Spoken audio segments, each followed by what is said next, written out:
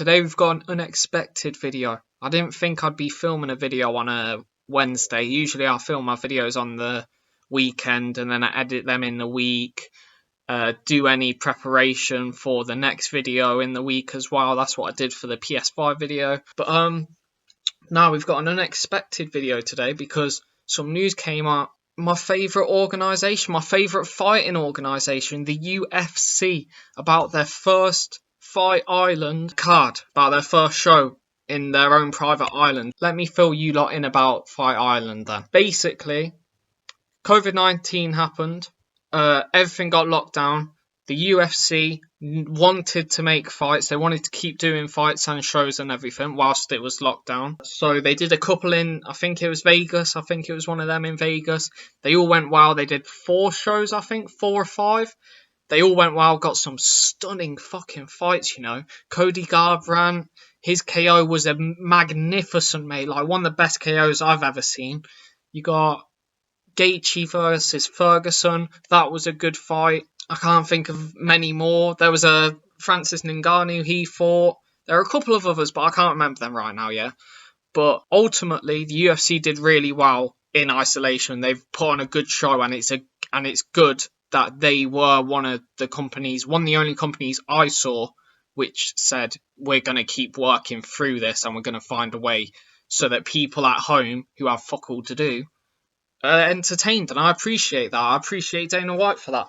And I also appreciate that he recognises that in the lockdown and with people not being able to travel from country to country, he said, fuck it, let's buy out an island and stay there and do a couple of shows in there. Ballsy move, honestly. Obviously, the UFC must have enough money to be able to do this because they've bought everybody. They're doing testing there. They've flown out everybody on their own money. They've bought out an airline. First class travel. Looks sick, man. I've watched the video on it. They all look pimped out, bro. They look so relaxed, which is what you want for your fighters in these kind of times when they're going to an island, bro. A fucking island to fight. My biggest problem when I heard that, when they're fighting on an island, is like, surely you don't want to be fighting and like the sun's in your eye. Like that's what I've thought. Like I've done it myself. Like I've sparred in someone's back garden, and it's like, as soon as you get the sun in your eye and you get hit with a punch, it's like, hold up. Let me move. Let me get out the fucking way of this. But it's UFC. You got killers in the fucking cage, bro. So you're not gonna have enough time to be doing that and playing around, getting out of the way of the sun. But let me get into the main point. So the card is 251. That is UFC 251. That's the event. First one on Fight Island. You got 3 title fights, 3 title fights. I think it's Namajunas versus the chick who threw her on the back of her head and knocked her out clean. That was that's one of the best throws in UFC. Like surely, bro. That was incredible. You got Holloway versus, I can't remember the guy's name. I should have remembered the names of these fighters, man. I'm a bit unprepared. But again, I didn't expect this news to come out. But you got Holloway fighting. I think that's for the title. If it's not, then I apologise. You got Aldo versus this guy called Peter Van. I remember that name because it's short. But this guy, I think he face kicked Faber into another galaxy or something a couple of months back. So you got them 2 fighting, which Aldo is, bro, he's a machine, so that should be entertaining, yeah. But the pièce de résistance, people, yeah, is Usman was meant to fight this guy Gilbert Burns, but little Burns caught COVID-19, so guess what us lot are going to be watching? Guess what's happening on Friday night? This fucking Friday, people, the fight is happening. The fight is happening, yeah. And all caps on the, because you have certain fights in boxing, in UFC, in general. You have certain things where it's something everybody wanted, everybody wished for, and out of some situation, some godlike amount of money, it actually happened. What was it? Tyson Fury versus Wilder. Got Conor McGregor versus Nate Diaz. You got many more, but I'm just really bad at this stuff. Mike Tyson versus Lennox Lewis. Cain Velasquez versus Dos Santos Jr. I'd say that was like, you've got loads of fights like them. You got Conor McGregor versus Khabib. That was another one. That was another one where it's like, these are the two people we want to see. These are the two people where the hype's been building over years now, and it's like, yo, let these people come together and just mash it the fuck out, and let's see who is the top boy, the top dog at the UFC, which is what everyone wants to see. So honestly, COVID-19, man, it's a blessing in disguise. Like, if it wasn't for COVID-19, we wouldn't have Masvidal versus Kamaru Usman right now. And I tell you what, that is just the biggest fight you want to see right now. You got the champion of the welterweight division, Kamaru Usman. He's come up from Ultimate Fighter, the show. He's proven himself. He's a bit of a pussy though. He's a bit of a pussy champion. Like, he very much just nitpicks which fighters he wants to go against. Like, he doesn't just say, yeah, fuck it, let me fight this guy. It's more like he's very tactical with it, which I respect. But it's also like, bro, you're the champion, fight. But Masvidal, he's been through a tear in the UFC. Oh my god, bro, his last 3 fights have just been an absolute spectacle. It's really just, it brought people into the UFC again. Like what Conor McGregor did. Brought people in just because of what they're fucking doing, what they're saying.